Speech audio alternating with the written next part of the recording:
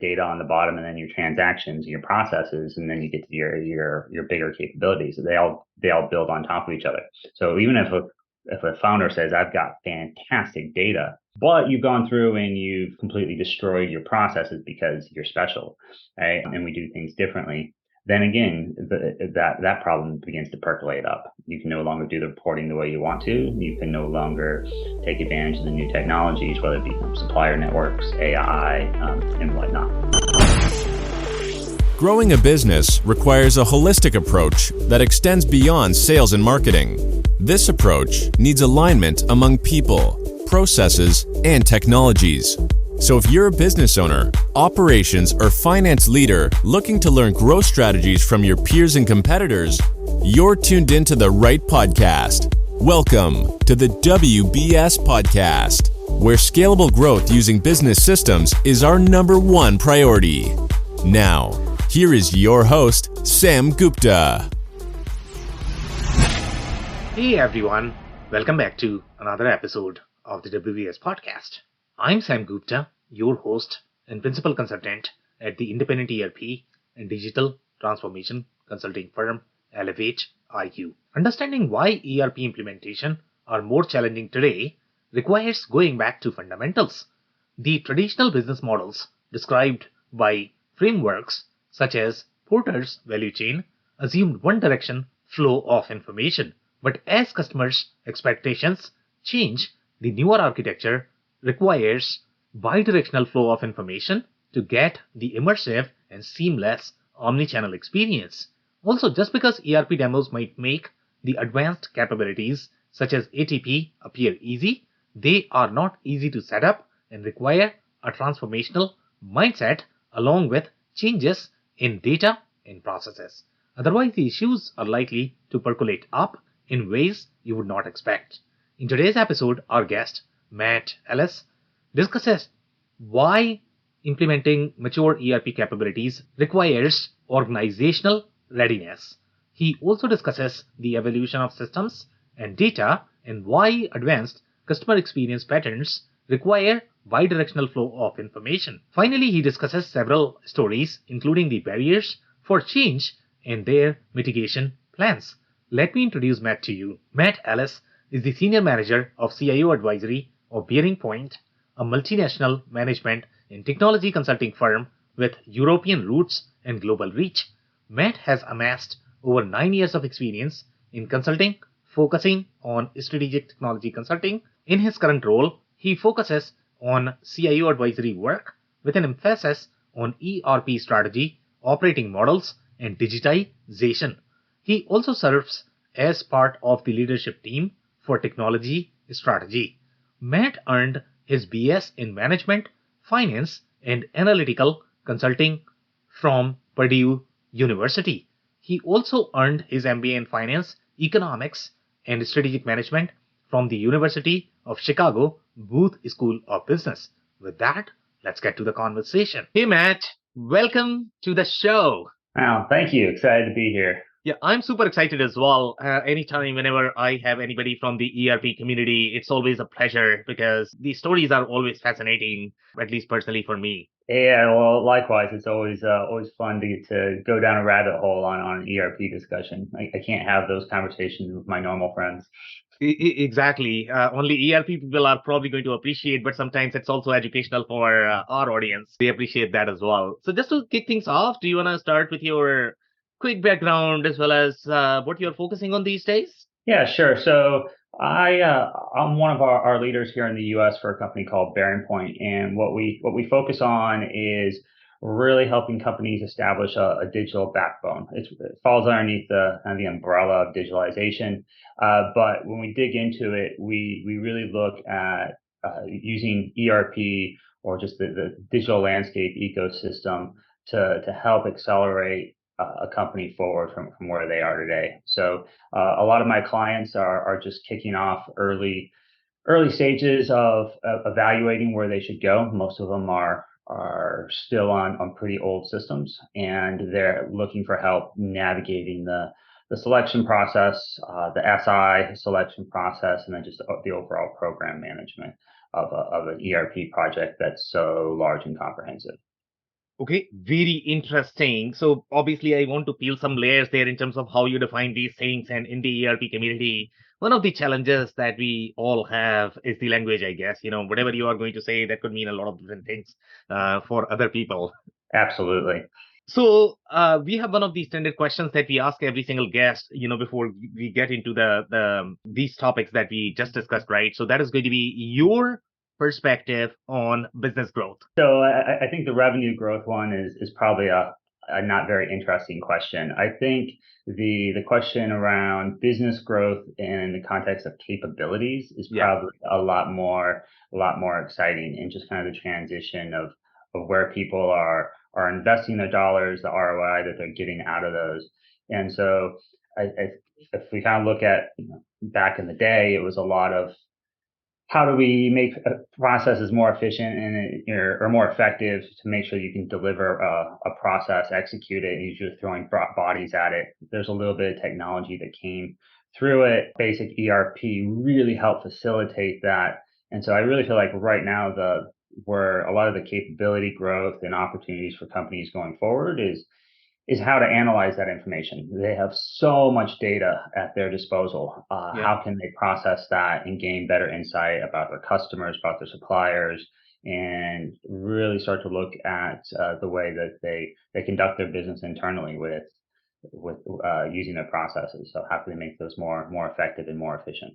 Could not agree more. Great perspective. Absolutely love it. So now let's go back to some of the sort of keywords that you had mentioned, and I want to hit on those. So let's say you mentioned digital backbone, I guess, and I would love to understand what is a digital backbone for you when you, let's say, get into any engagement. If you are going to have any sort of stories that you can provide the frame of reference, okay, maybe they had backbone, maybe they did not, and what was the roadmap for designing that backbone? Yeah, so that's a great question. I think that's really it's I use it almost synonymously with digitalization. Okay. But which is another buzzword which warrants a definition behind it. Yeah. So when I think of like old school Porter's value chain, you Okay. start with your suppliers, you Yeah. got your inbound logistics, Yeah. you do your manufacturing, and then your delivery and to your customer, and then you've got your overall supporting finance and HR, IT. Yeah. It was very much a one direction flow of information. Right? You can never get the data to go flow back upstream. Yeah. And there was lots of reasons behind that. A lot of times they're being done in different systems. Right? Yeah. They were all disparate systems, and they weren't interconnected. And so we started using the word digital backbone, where it provides the overall, call it spine for the business, where Yeah. data and information can flow back and forth. Right? It's not just the brain telling your hands and legs to move, but you're Yeah. also getting signals coming backwards as well. So there's a lot of really good examples where now, if you put that backbone in place, you can get real-time information from point of sales at Yeah. retail that automatically feeds your integrated business planning modules to start ramping up production in certain areas, or maybe there's a regional trend that starts to take shape that you can act on almost in real time. It's not a post-mortem analysis, 6 months or a year later when the season's already ended. So one of the companies that's done a really good job of this, and unfortunately I can't take credit because it's Yeah. not my client, but it's Zara, the retail Yeah. fashion group. Their point of sales is heavily interlinked with their design teams and their manufacturing groups. Okay. So very interesting comment there. So I definitely want to dig a little bit more into that. So I can relate with the example when you mentioned, one directional flow of information, and just getting the information from upstream to your downstream channels or systems, I guess. I don't know how you define that as well, I guess. So maybe dig a little deeper into that and I don't know, Missy, this is always Zara, the example that you mentioned, obviously, they are really big. they can do a lot of things. I don't know if that is going to be applicable to SMB companies, because always these things are going to be expensive, right? There are going to be other layers in terms of the data versus the operational sort of transactional systems. I think wires get crossed there as well in terms of what we are doing with this data. Are we utilizing this feed only for planning purposes, and then finally feeding into ERP? So sometimes, there could be crossovers there as well. So I don't know if you're going to have any sort of counter there. Um, so I think that type of information is applicable at all the different levels. And so a really easy one is availability to promise. Yeah. What is the data and information saying at the at the manufacturing level? How quickly can you produce it? And that's in helping inform the customers on what they're able to purchase. So it is the Amazon experience, right? It's going to be delivered in 2 to 3 days. Yeah. But that is a capability now that, while it may have started off on within some of the ultra large enterprises, it's very standard now within any business, all the way down to the 300, $400 million mom and pop companies. Okay, so very interesting. So the example that you mentioned, and again, I'm sort of peeling some layers there, I guess, because we need to understand this better. So in this particular case, you mentioned that, Zara is doing POS plus, I mean, they have to have that whole design and merchandising, workflow integrated as part of your POS. Otherwise, they'll not be able to run their business, which makes sense, I guess, for most retailers, especially if you're looking for your apparel brand, the way they like to think about their ERP. I mean, traditionally speaking, I mean, if you look at, I don't know, in the mid market, I guess, I mean, they were never into the ERP game. For them, ERP was always that POS layer, merchandising, planning, the planning system. They were never into sort of ERP, because for them it didn't make sense. The maximum that they're going to have is probably POS plus WMS plus TMS plus the whole SNOP, and that's how most of the supply chain suites are designed as well. Okay, but they don't get into the real financial integration, the real accounting integration. The ERP was always sort of the stepchild. So in this particular industry, whatever you are telling makes sense. But are you seeing similar trend in the other industries as well? So I think we focus primarily in manufacturing. Okay. So that's very much holds true there. We have a large presence in retail, industrial, automotive. Those are all areas that are absolutely be showing a lot of those same capabilities. Some of them may not go directly to a end retail customer, but ultimately there's always a customer that's asking for information and availability. Yeah, definitely. So do you want to define, let's say if people are not familiar with, what ATP is, and there are going to be some listeners who just don't know what ATP is. So number one, define ATP. Number two, ATP is going to be, everybody's going to claim, hey, we got ATP, you can do it. Your ERP guys are going to claim that, they have ATP. Your supply chain suite people are going to claim that, we have ATP as well. I don't know if order management systems, they claim that, but everybody is claiming they have ATP. So how do you sort of bring everything together and do the real ATP, I guess? You're right. When I go in and I help clients put together a selection project, that we would always put a little bit of art of the future, art of the possibility out there. And what are some of the capabilities you want to deliver? ATP always comes up, which it's a very, very mature capability. Yeah. Yes, every system has the ability to do it if the underlying data and procedures and policies are in place. So for your listeners, the background on the ATP is the ability for a customer or an inside salesperson to be able to look at a screen and say, that widget that you're ordering, we have it in stock. Here's what we've got for logistics, for delivery, UPS versus US mail versus whatever. And this is when we can get it to you. If it's not in stock, it has the ability to look at what the backlog of manufacturing is to see if the raw material's in stock to be able to build it. And if it's not, then it will look at what the incoming raw material looks like and be able to forecast it out. So that you may have lead time on raw material that's 3 to 4 months, and it will all take that into account. it's that Amazon experience of when is something going to get delivered. So now, if you I kind of listed off some of the pieces in there. Think of the amount of data that has to go in to support that calculation. It's is your inventory correct? Yep.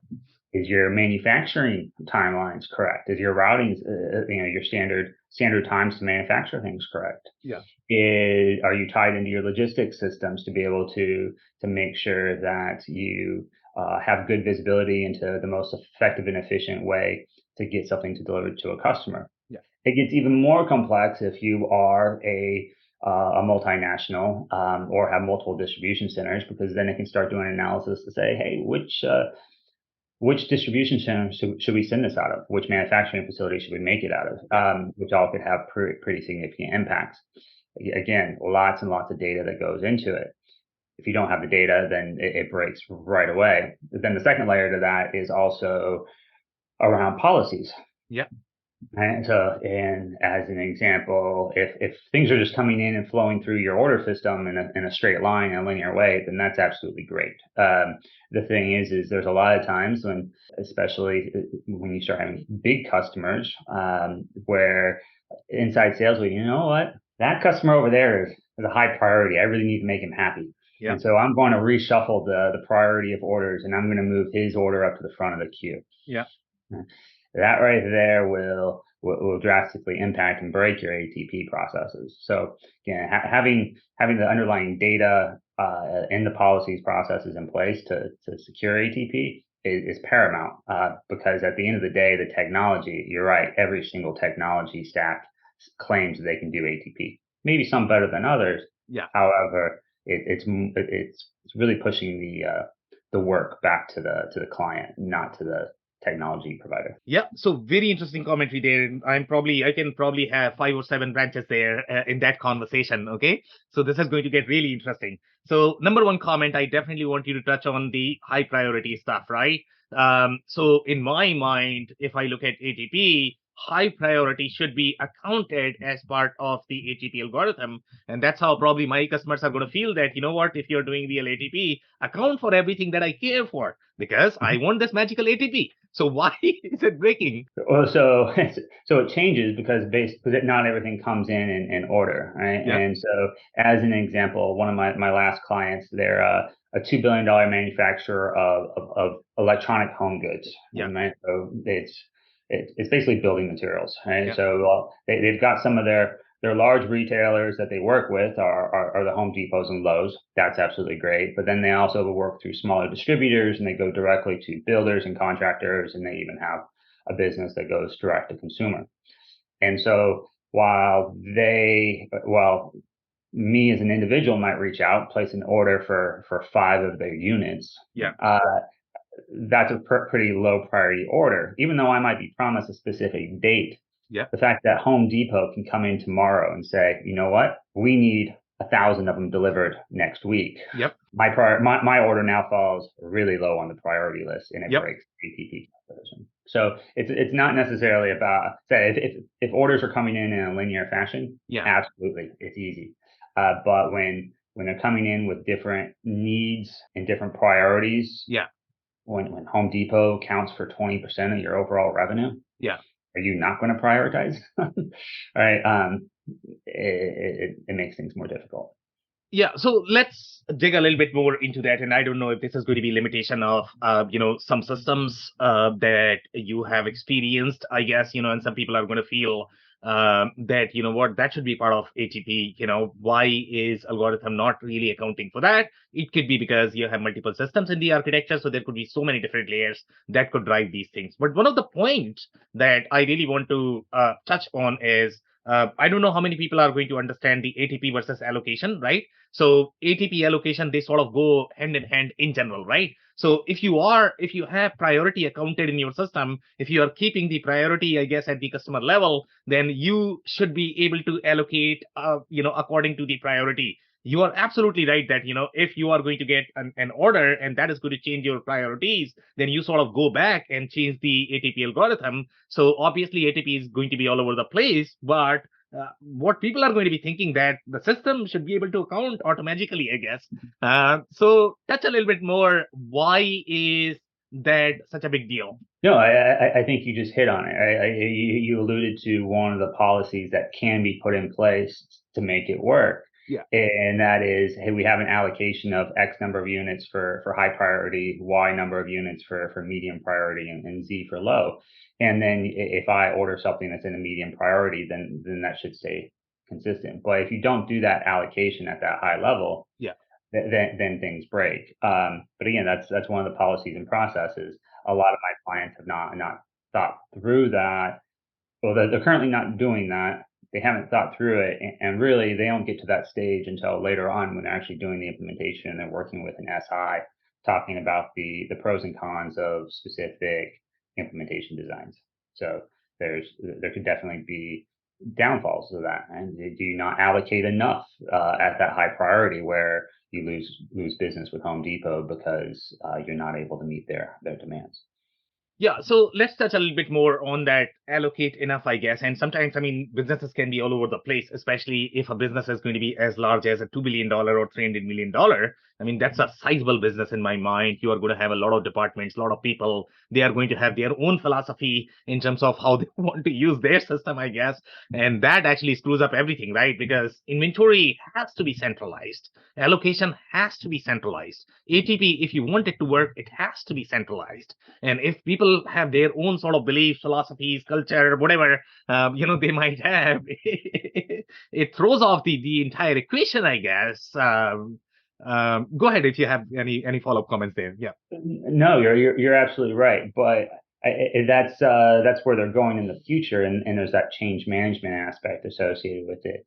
Yeah. But the part that's missing out of that equation is where they're coming from today, because very, very, very few of my clients are coming from a spot where they have that level of discipline. I mean, if we keep talking about ATP and we're talking about sales accounts, account execs who have the ability to place orders and they're ultimately responsible for Home Depot being satisfied, I guarantee you they are going to do everything they can, and they will find a way in the system to change the priority and the allocations, right? Because their compensation depends on it. So if you look at that's where they're coming today and where they need to be tomorrow, I agree. Centralized with a strong level of expectation and controls around it, then yes, it's just change that you have to manage going forward. And I think that's probably one of the areas that clients uh, falter the most is that they don't look at those types of changes. Most of them are focused on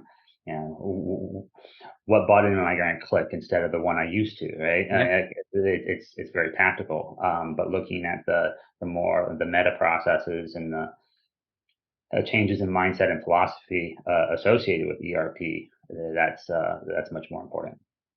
Yeah, so very interesting. So let's talk about change management a little bit, I guess, and that itself. And I'm going to have a little fun with you because typically I'm in your seat, right?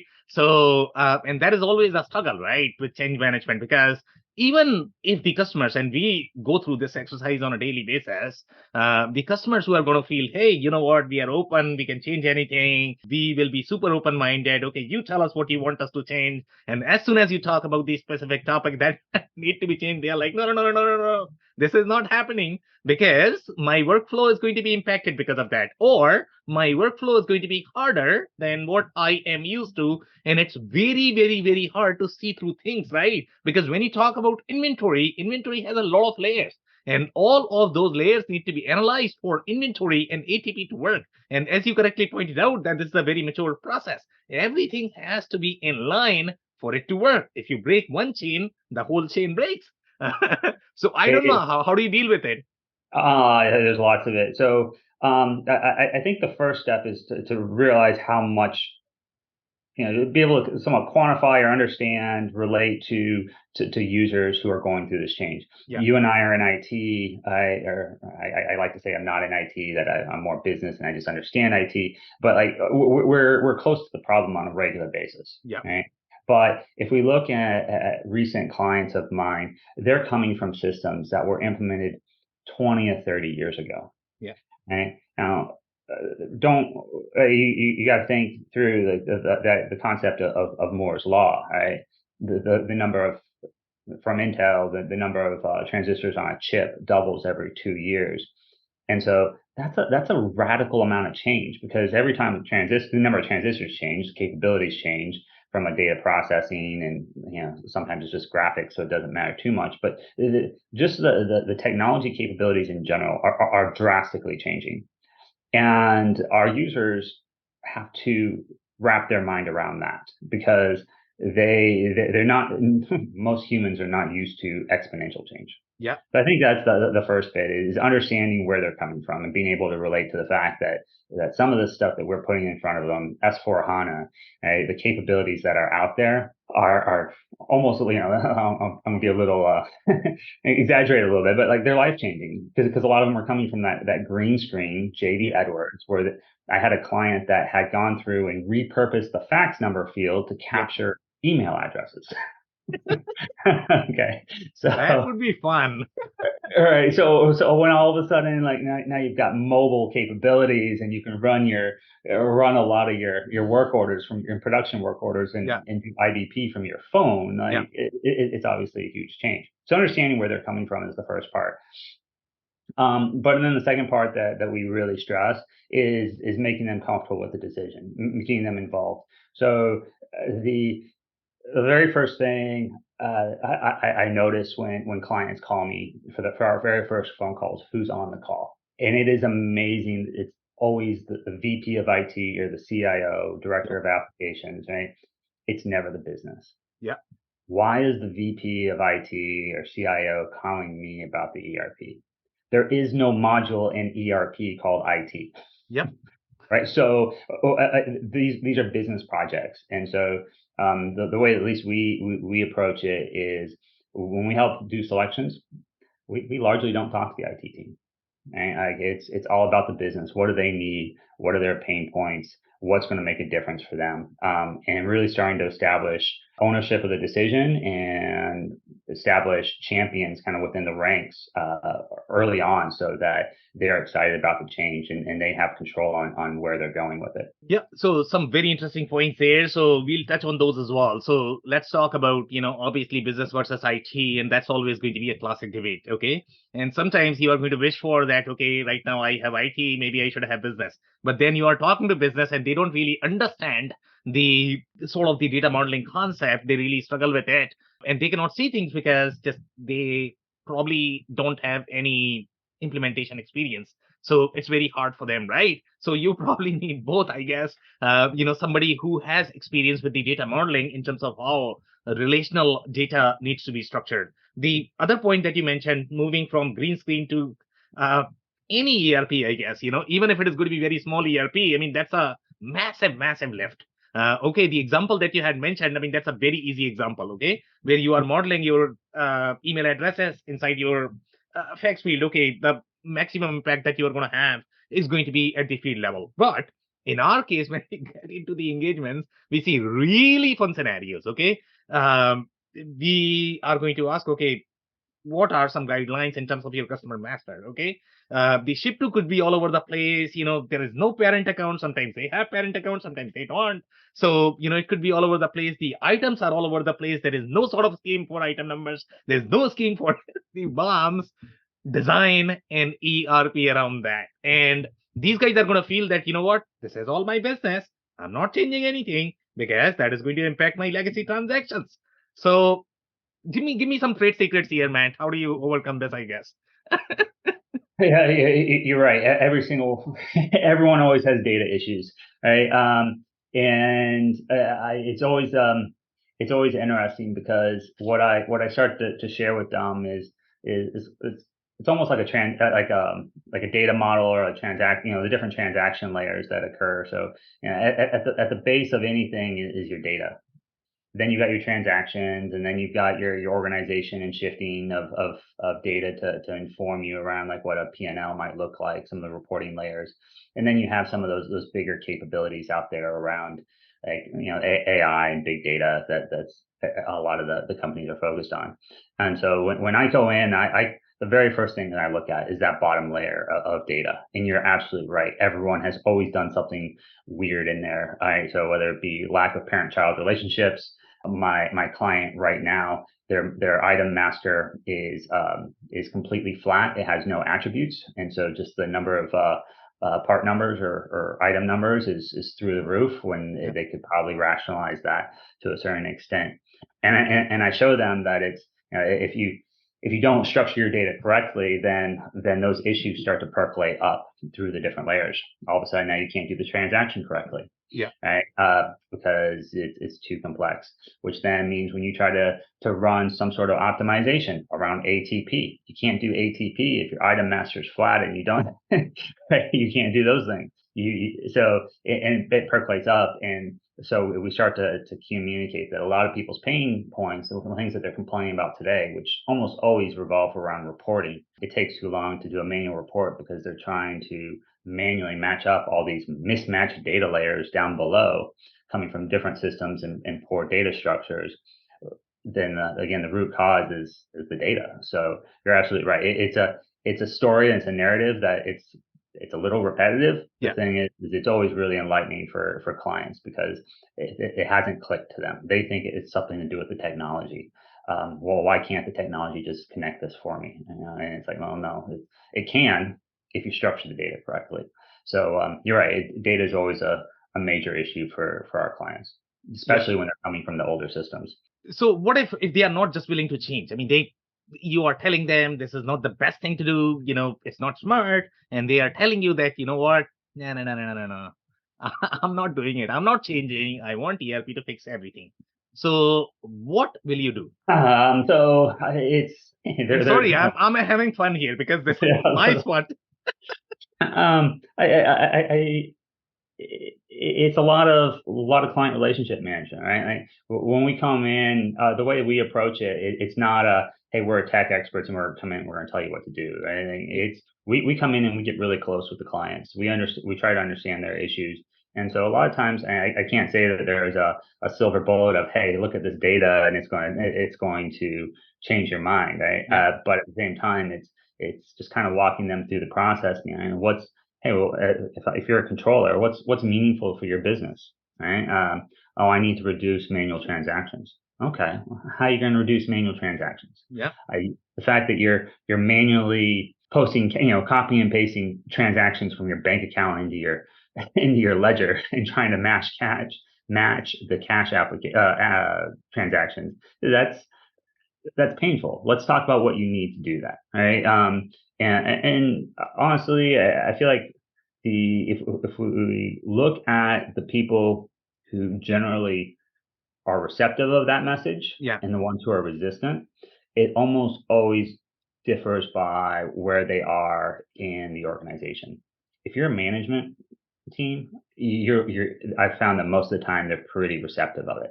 The people who are a little more resistant are definitely the ones who are doing the transaction today because it's job security. They're afraid of what tomorrow looks like. There's a certain amount of change that comes along, and so with the management team, it's always about this is how we can change your business, and they're like, that's fine, let's do it.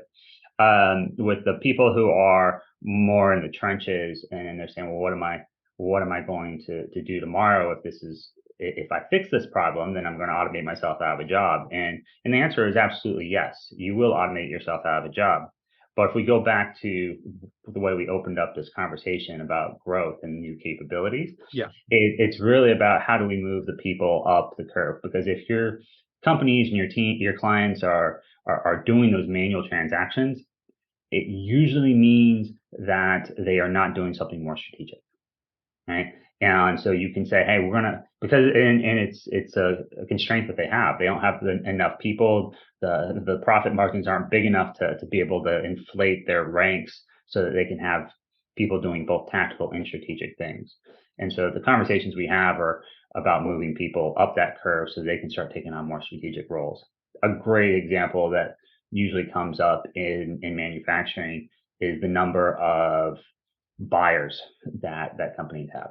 Their entire job is focused on looking at an MRP message, going, I'm not sure I trust that, going out to the floor to double check the inventory, coming back in to the office or into their desk and looking at what material is in in transit already, doing the math and saying, you're right, maybe I should or shouldn't actually execute this MRP message based off of the data that's there. Obviously, that is something that can be very easily automated with any good ERP and a good set of data behind it.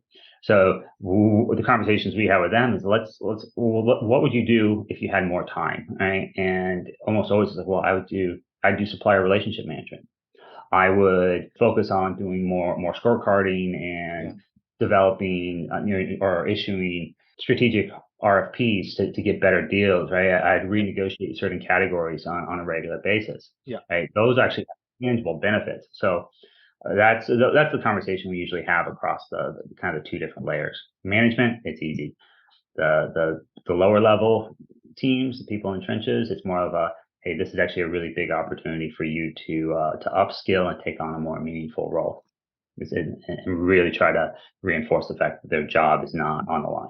Yeah, so very interesting. So we are going to touch a little bit more on the management issue, I guess, since you are claiming that it's easy, right? So I always try to be the proxy for my executives. Okay, so let's say the CFO. I trust you, Matt, because we probably have a working relationship. You mentioned that what we are going to do client relationship, and you are really good at that. And I can count on you. Maybe we have relationship for last 5 years, 10 years. You have never failed on me, so I'm gonna trust whatever Matt says. Okay, but then I am getting signals from all over the place. Okay, I am getting signals from 5 vendors that I have in the mix in the maybe architecture or the transformation initiative that I'm doing. I'm getting signal from my team. I am getting signal from my executives, and I am getting super confused. Okay, so again, I'm gonna trust Matt that whatever Matt says is gonna happen. It's probably gonna work because nobody knows whether it's gonna work or not, right? So that's always a challenge. Now you have the other executives, so you have a relationship with me, but then you have 5 other executives. And typically with these issues, when you talk about inventory, supply chain, they are very cross-functional. If it were very departmental, then you would probably not have issues. So now you have relationship with me. Now my WMS guy, he or she is claiming that you require data change. You can change whatever you want, but I'm not willing to change. Okay. You don't have relationship with them. So how would you sort of build the consensus in this scenario? Yeah, so I think need to make sure we clarify my role, right? So like when it comes to like design decisions, that's not me. Right? I'm not. I'm good at helping scope and understand where the capabilities are and what's going to impact the business. And so, saying that I'm going to come in and be the guru that is truly a business expert across all the different functional areas, and I'm going to tell you exactly how to do it, when to do it, and what the outcome is going to be is very, very difficult, right?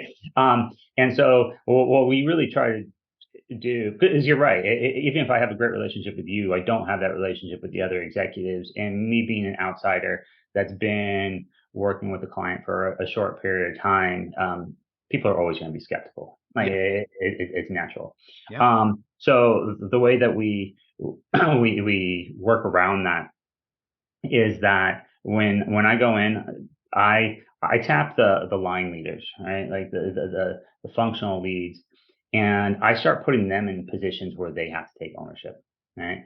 And they start. So I might help drive the discussion. I might help maybe lead the horse to water a little bit, right? But at the end of the day, what we ask of those functional leaders is to get up in front of a steering committee or the executive committee and talk through how they are going to change the business. And two things can happen. First one is absolutely, I'm looking for that opportunity. I want to be considered a thought leader within the company, and I'm going to help drive that strategic vision.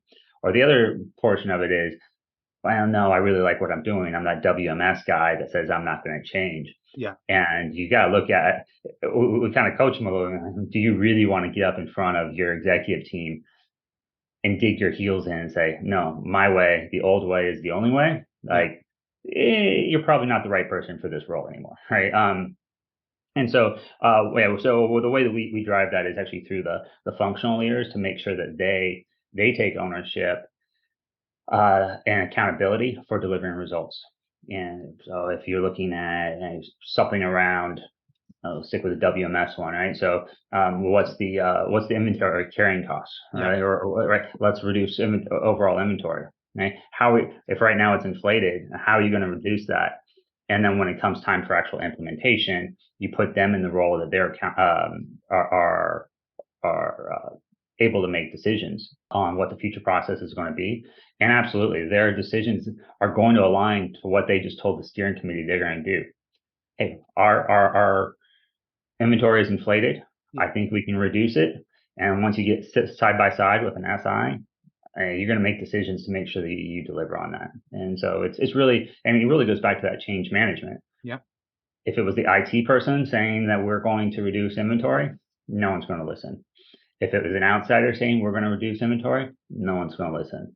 When it's the WMS, when it's the warehouse leaders saying we're going to reduce inventory, and this is how we're going to do it, and I'm going to take responsibility at the end of the day if we don't realize that that result, that outcome, then they're quick to step up. So very interesting. So in our experience, I guess our biggest problem are always executives, to be completely honest, because they just don't see it.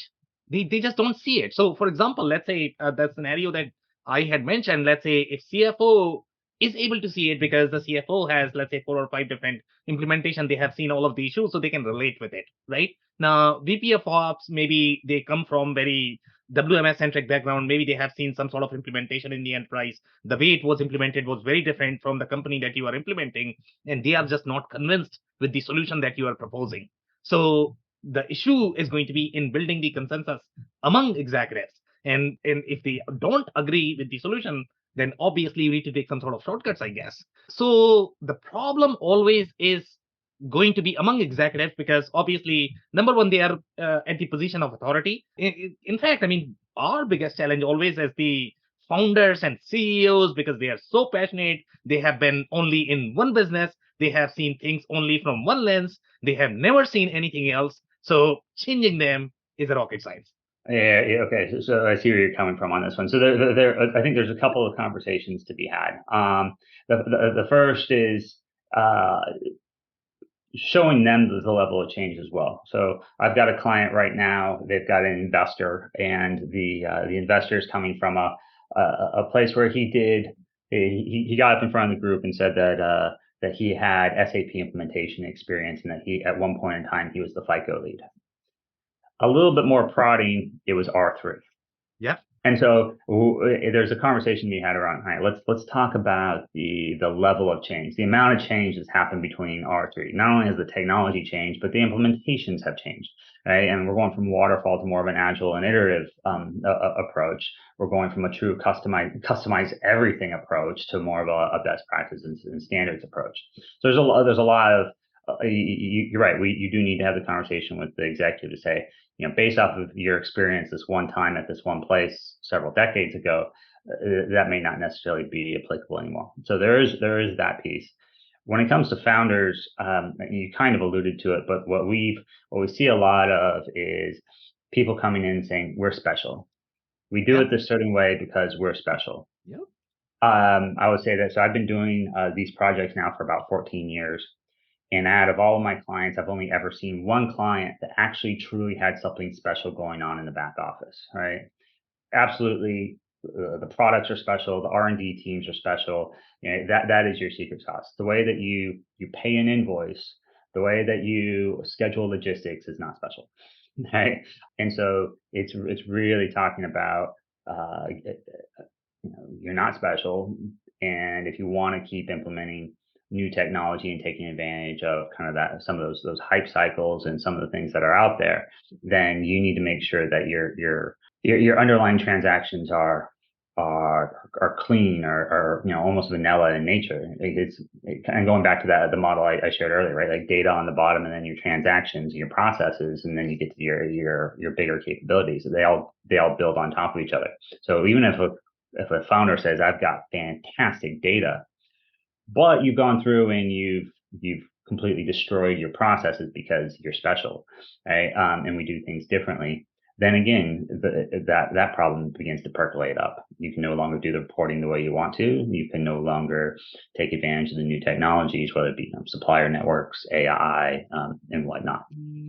So it's really having that conversation about how to future-proof your business, how to make sure that you're moving forward by having that clean core that you can then upgrade, and that you can innovate on the outside edges of your business, on the capabilities, the AI portion, but you don't innovate with your core transactions. Okay, very interesting. So 14 years, long time in this career, I guess, in the change management space. Okay, give me some of your toughest change management challenges that you have seen in 14 years, where you really struggled. I think it is some of those areas where it's that people have dug in so deeply. And you're right. Now that I think about it, it tends to be the executives saying, "I'm special," and sometimes it just takes a lot of hand holding to bring them along. And you need to walk them through the process, and you need to find your advocates, and the message needs to come internally. Right? Because again, everyone's going to be skeptical of the outsider. Doesn't matter how much experience I have in the things that I'm proposing. The message has to come from the inside. So and that might be, we've had C-suite that while they're going through the motions of a selection process, but they already have a solution in mind. I want this. Right? But they're just going through the motions. They have to prove to the rest of the C-suite. They have to prove to their teams that they are going to go evaluate other solutions out there. And at the end of the day, they end up selecting the one they want. And you're like, well, those almost always fail. But also, it's just putting in the metrics to kind of capture some of those leading indicators of how quickly things are starting to go awry. So, when you start looking at a C-suite that's already selected a solution, we start looking at things like, we do discovery sessions and workshops and the demonstrations, right? And all those scores are starting to come back. And so you can quickly get leading indicators on obviously. At a surface level, it feels like, hey, well, which one do we want? But also, it turns into a leading indicator to say, how much are people going to be engaged going forward, right? So if any given solution is obviously not getting voted for, it doesn't matter how committed people are to their job and how loyal they are. When they start seeing that their recommendations, their thoughts, their opinions are not being taken seriously, then they'll start to disengage. Especially now with the kind of the market, right? The work from home and remote situation. It's so easy for people to find jobs, right? So people will disengage very quickly. So we'll use that as a leading indicator. Yeah, very interesting. So I think we are close to our time now. Do you have any last minute closing advice for our listeners? No, I think the biggest advice is get the teams involved early on. There's so much to change management. I think the old approach is, well, I'm just going to host some training, but there's so much more around understanding the magnitude of change, how it's going to impact people's mindset, their processes, the way they do their work, the way they perceive their work, their motivations, their incentives, and you need to get them those issues addressed early on. Right?